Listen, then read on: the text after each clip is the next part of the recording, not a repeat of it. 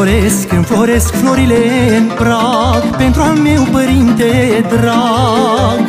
Luminează mândru soare, că e zi de sărbătoare.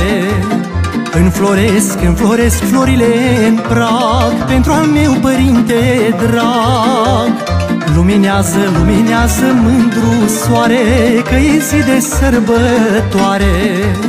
Tată, azi e ziua ta, mă închin în fața ta, că m-ai crescut cu răbdare să ajung om în lumea mare.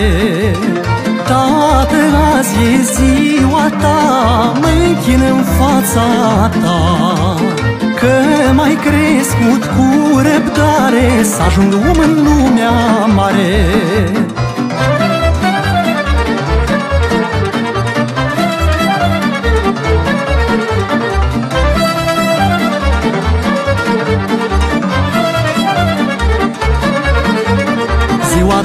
Ziua ta e mai frumoasă când îți vin copiii acasă.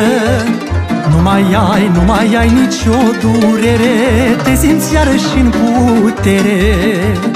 Ziua ta e mai frumoasă când îți vin copiii acasă. Nu mai ai nicio durere, te simți iarăși în putere. Tată, azi e ziua ta, mă închin în fața ta, că m-ai crescut cu răbdare să ajung om în lumea mare. Tată, azi e ziua ta, mă închin în fața ta, că m-ai crescut cu răbdare să ajung om în lumea mare.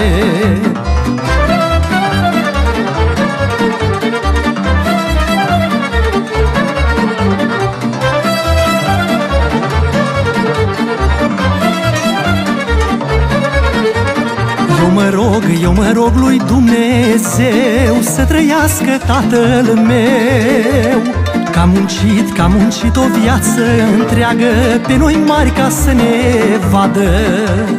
Eu mă rog lui Dumnezeu să trăiască tatăl meu, că a muncit o viață întreagă pe noi mari ca să ne vadă. Tată, azi e ziua ta, mă închin în fața ta, că m-ai crescut cu răbdare să ajung om în lumea mare. Tată, azi e ziua ta, mă închin în fața ta, că m-ai crescut cu răbdare să ajung om în lumea mare.